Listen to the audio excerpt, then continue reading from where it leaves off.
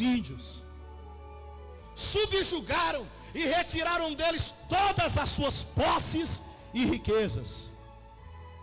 Por conta de quem? De endemoniados, soberbos, truculentos homens, que subjugavam as índias, fazendo delas uso como produto, subjugavam os homens, fazendo deles escravos. É a nossa herança, queira você aceitar ou não. E o que está acontecendo novamente?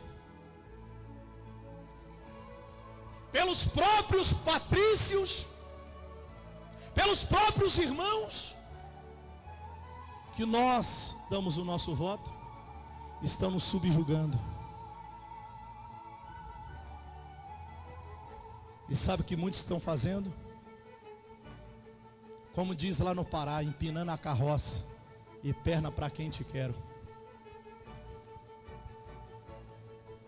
Será se a igreja vai ficar como a cidade de Gadara, amarrada, e ninguém dava conta de fazer nada?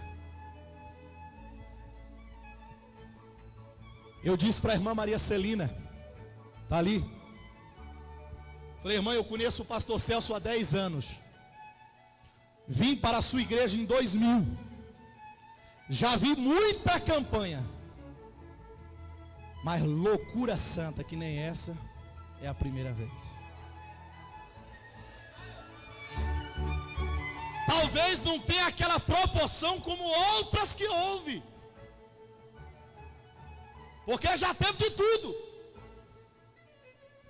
Mas eu estou ali quietinho no meu canto, e os meus olhos não são esses mais. Parece que os meus olhos são grandes, eu estou vendo, e no canto eu estou assistindo demônios se degladiando, anjos se degladiando, e muitos não estão entendendo nada. Por conta de quê? Por conta de quê? Eu vi aqui, vocês também assistiram, enquanto muitos dizendo queima Jesus, outro está dizendo, uai, mas o que está acontecendo? E eu disse ao pastor Missi agora há pouco, tem muita gente, pastor, que não vai dar glória mesmo, está tudo espantado, nunca viu coisa igual. Por conta de quê, meu filho?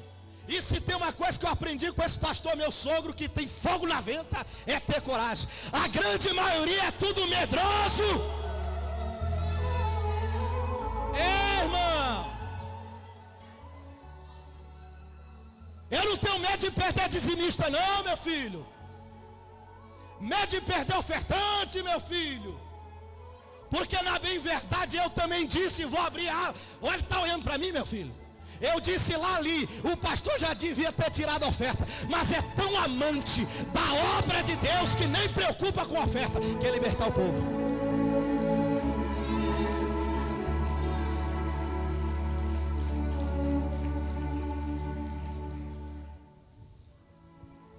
Por medo de quê? Que coisa, hein? Quantos gadarenos não estão aqui dentro? Quantas legiões não estão aqui dentro? E o que é mais incrível, pastor Jonatas,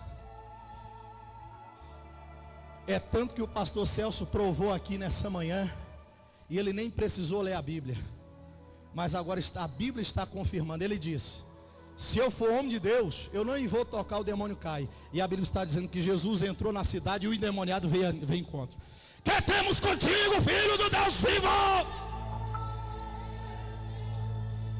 É bem verdade sim, meu filho, que somos nós que temos que vir. A igreja devia estar assim em todos os cultos, mas estão ensinando aí um tipo de filosofia tudo trocada. Eu sou profeta, mas não oro na minha casa. E não é por medo de Deus destruir ou de Satanás destruir. É porque eu tenho Bíblia e sei que Deus falou para Salomão e também para Davi. E eu, o Senhor, ouvirei a oração que se fizer neste lugar. Pastor, então eu não posso ir na casa do profeta? Vá quando Deus mandar. Pastor, eu não posso visitar profeta? Vá quando Deus mandar. E ainda discuta com o marido e com a família, porque diz a Bíblia que Eliseu passava, a mulher tinha vontade de orar com ele, de pedir o profeta para pôr a mão na cabeça e falar tudo. Aí ela disse: marido, o senhor viu que aquele homem é homem de Deus? E olha que a Bíblia nem dá abertura para o marido, sequer se o marido era ou não era cristão. Mas o marido estava tão ligado com a mulher que ele fez até uma obra de pedreiro. Fez quarto. Eita, lá vai uma lapadinha santa. Mulherada que está 20, 30, 15 anos, 5 anos que não traz seu marido. Hein, minha filha? Tá ruim, hein, vaso? Não tem obra de Deus com o marido. Tem não. O marido só discorda. Por quê?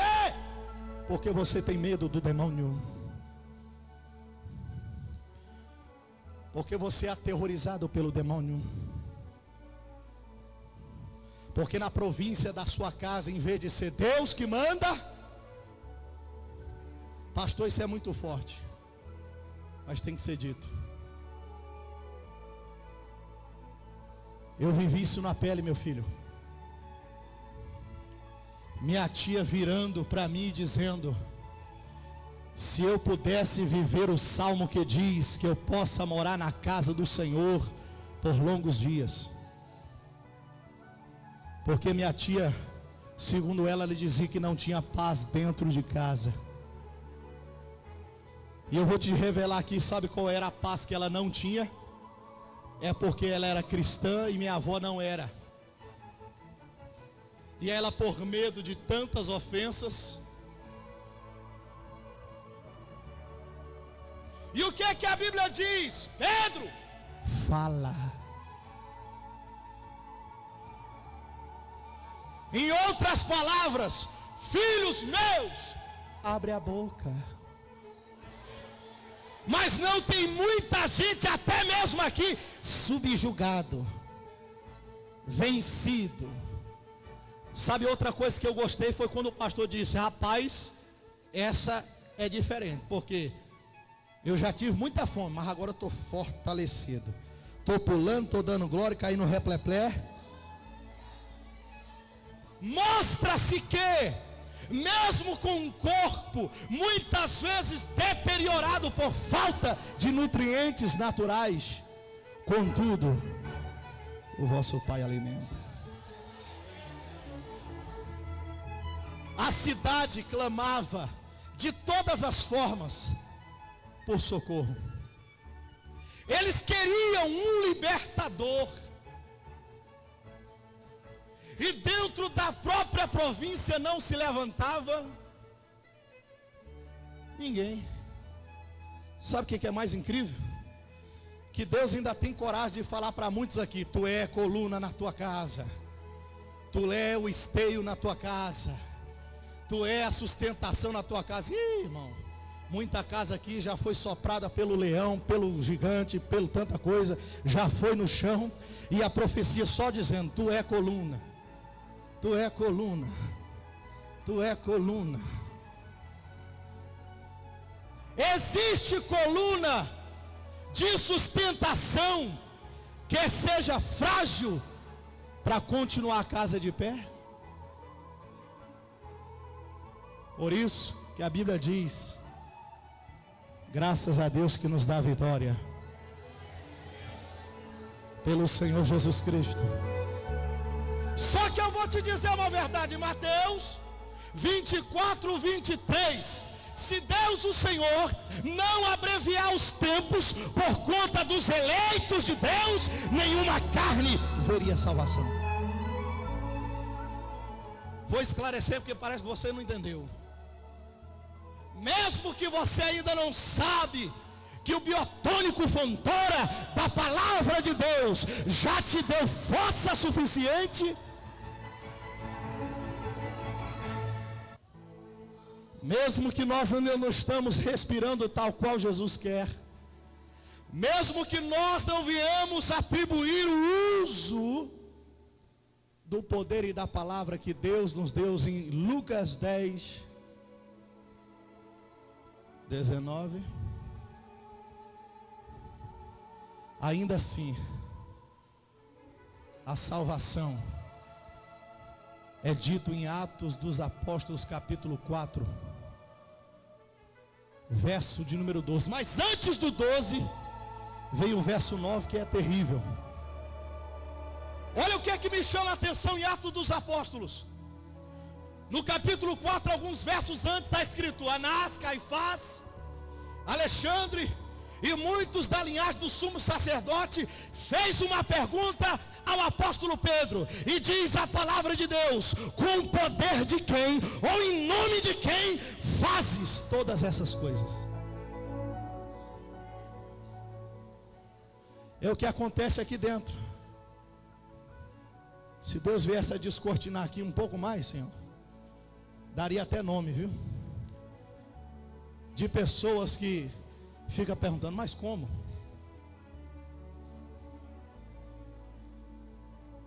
E o apóstolo Pedro responde: e não há nenhum outro nome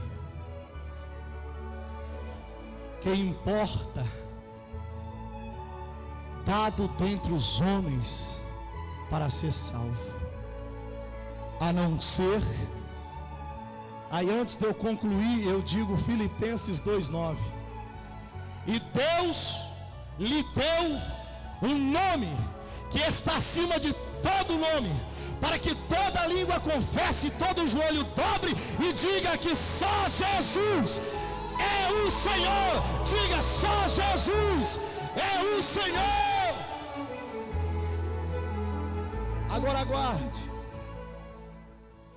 Quem veio ao encontro de Cristo, o homem ou a legião? Não tenho medo de responder, diga a legião.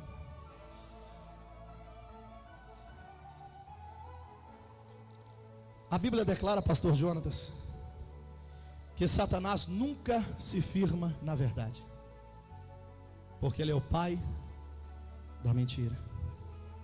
A Bíblia também diz que ele crê que estremece, mas não. É interessante, não que a Bíblia caia em contradição, mas a Bíblia está dizendo que ele nunca se firma na verdade, porque é o pai da mentira.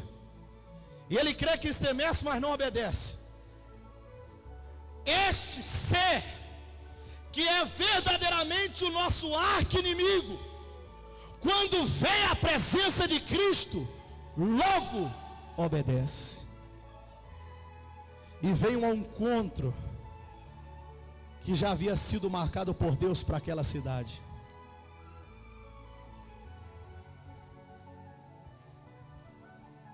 Os demônios caem no chão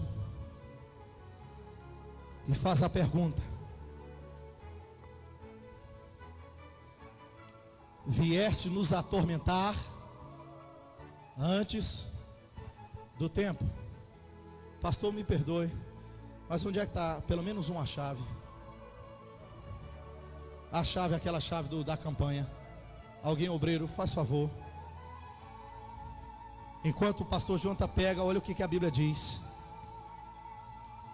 Você que está aberto aí em Mateus 8, 28. Olha o que a Bíblia diz. Verso 29. Que temos nós contigo, Jesus, Filho de Deus. Olha a segunda frase. Viestes aqui. Olha o atributo do lugar fixo. Viestes aqui atormentar-nos antes do tempo. Em outras palavras, a chave de Gadara Estava na mão do diabo. As chaves, filma isso, meu filho. Olha o tanto de chave. Estava na mão do diabo. E detalhe, ele tinha plena consciência que aquela chave ainda ficaria na mão dele por muito tempo. Porque ele afirma, antes do tempo. Era para um filho de Deus dar um glória a Deus aqui. Pastor, o que o senhor quer dizer quando o senhor pede glória? É porque Deus está dizendo que na campanha região do cativeiro, Deus está abreviando o tempo da tua vitória. Deus está arrancando as chaves da mão de Satanás. Deus está te dando tempo. Ei, irmão, escuta. Porque se Deus faz a junção bíblica, irmão, porque se Deus não abrevia o tempo, nenhuma carne